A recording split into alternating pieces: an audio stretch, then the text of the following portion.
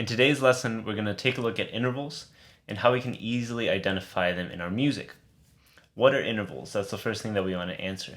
And intervals are the distances between two notes.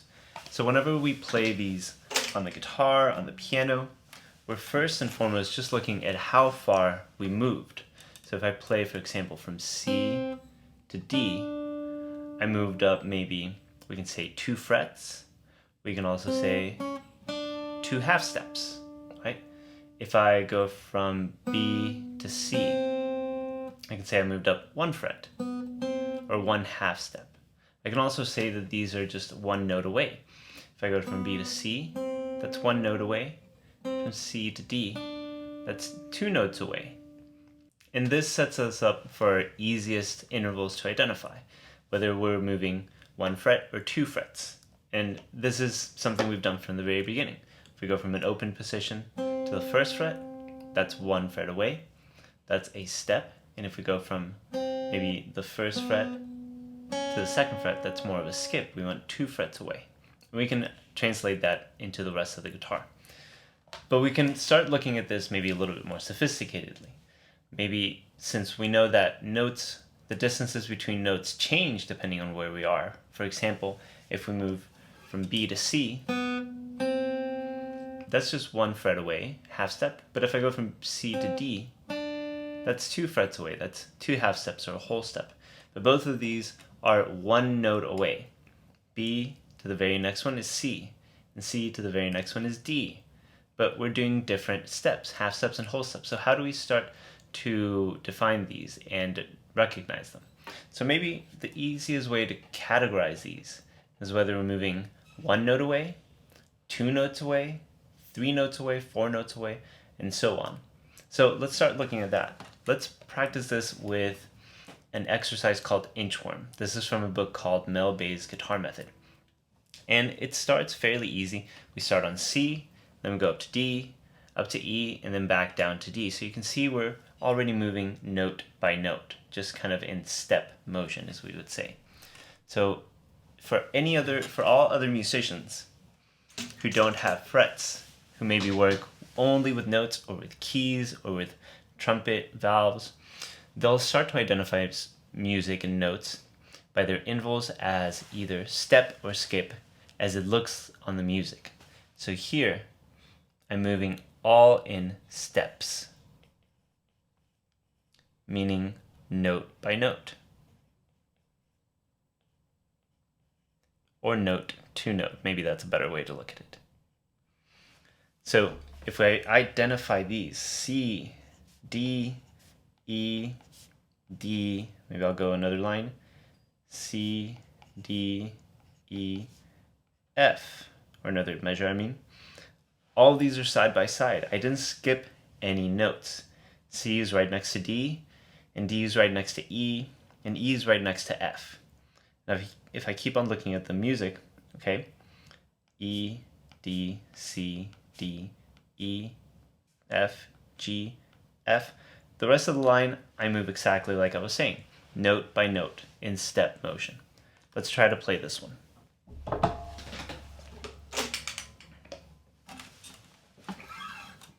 So this one starts here on C, on the first fret of B.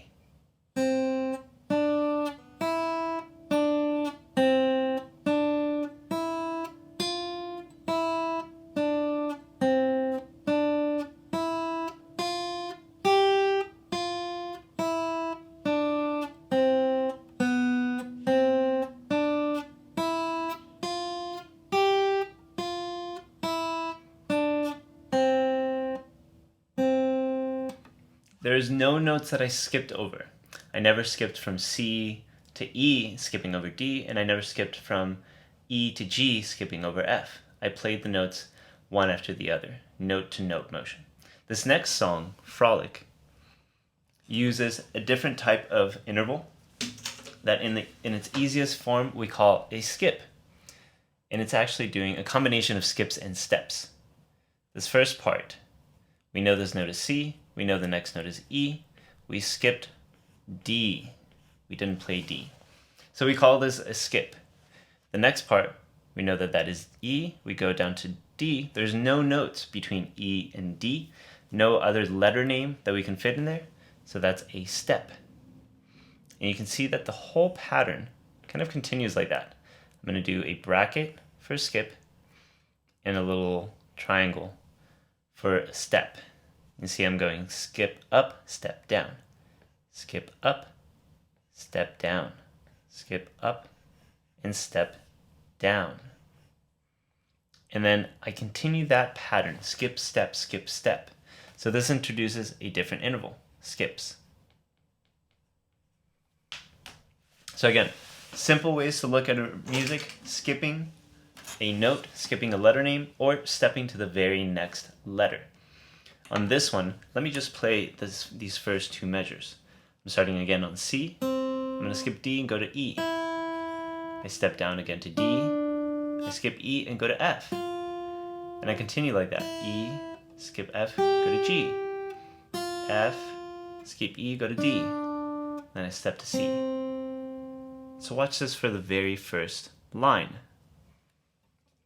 C, E, D, F, E, G, F, D, C, E, D, F, E, C, D. And the pattern throughout the whole song stays largely like that until we get to the very last line.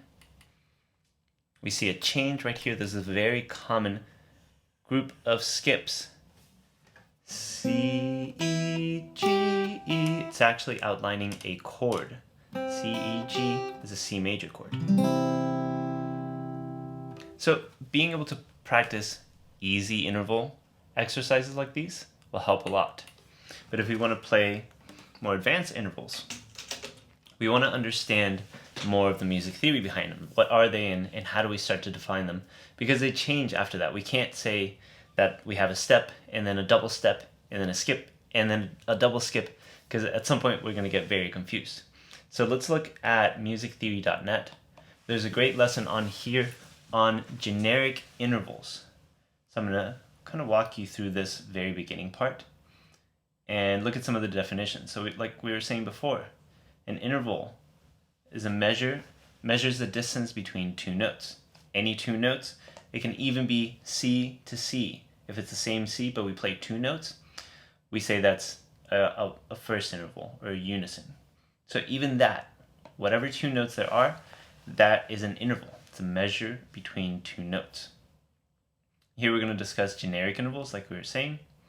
And the cool thing about musictheory.net, we can press the arrows on the bottom and walk through the lessons. Walk almost through the slides. This next part says, when two notes occupy the same line or space, they are a first or a prime apart. Just like I was saying, C to C is an example of a first, often called a unison. So is D and D, E to E. Same exact note, but it's still two of them. We call that still an interval. And it says here, accidentals are ignored when measuring generic intervals. So if you have C and C sharp, it's still a first. Same thing as D and E flat, A sharp and A flat. We just call these generic intervals as a first. Then you can imagine after that, we go to seconds. And you can imagine after that, we're going to go to thirds. And now instead of having to say step, skip, double skip, we have a clearer way of defining our intervals. First, second, third, fourth, and fifth. So before we continue here, let's look at what that would feel like on the guitar.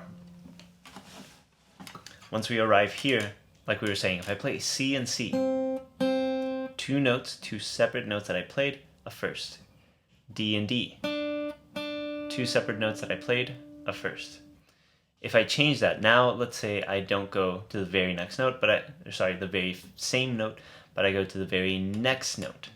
If I go from C to D, we called this a step before. It was the very next note. We're going to call this now a second. And if I keep going up, C to E, a third. C to F, a fourth. And C to G, a fifth.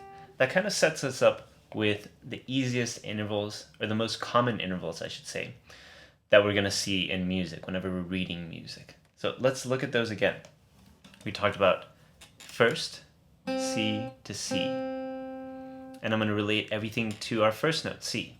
A second, C to D. I just walked up the alphabet. A third, C to E. I just walked up the alphabet again. A fourth, C to F. And then a fifth, C to G. And this can be all over the guitar. So if I start lower on C, C to D. A second, C to E. A third, C to F. A fourth, C to G. A fifth. So to start, we want to just familiarize ourselves with that. We can look at some other songs and see maybe how this will kind of come up as we play. Let's look at this Toccata by J.S. Bach. I'm working here on the A string. And so the first three notes are all steps. A, B, C, or in an easier and better way to define it, all seconds. So 1 second here, second here again. A to B, B to C. Now here I get a very interesting looking movement. This is a line down to the very next line. That's an easy way to identify a third. Easy way to identify a third. And if we zoom in closer at the seconds, we moved from a line to the very next space, a second. And from a space to the very next line, a second. So those movements, whenever we move line to space, space to line, it's easy to identify seconds like that. And when we skip a space or a line, if we move line to line, that's a third. If we move space to space, that's a third as well. So if I keep on going here, look at the second measure. Okay, I started here on a space, I moved to a line, and I moved to a space. I didn't skip any spaces, I didn't skip any lines. I know that these are all seconds. I'm moving up, so up a second, up a second. Here's one place where I go down. And you can probably identify this by now. That's a space that we're starting on. This D is on a space. This B is on a space. I skipped C. That's a third. I went from a space to a space. That's a third. B up to C on this next part is a second. So even between bar lines, we can have intervals. Another second, and again, down a third. Just like we've studied before, music has a pattern. We can almost assume that the next one is going to be the same thing. Up a second, down a third. The staccato, when we play it, we'll start to see how the letter names also line up in that way. We're going to be saying the notes, and you're going to see that they're just moving up the alphabet. Starting at the beginning of this line. A, B, C, A. So I went A and walked up the alphabet, seconds, and I went from C down to A, a third. The whole first line would sound like this. A, B, C, A, B, C, D, B, C, D, E, C, D, E, F, D. You can start to see where these stand out. So I talked a little bit about seconds, thirds.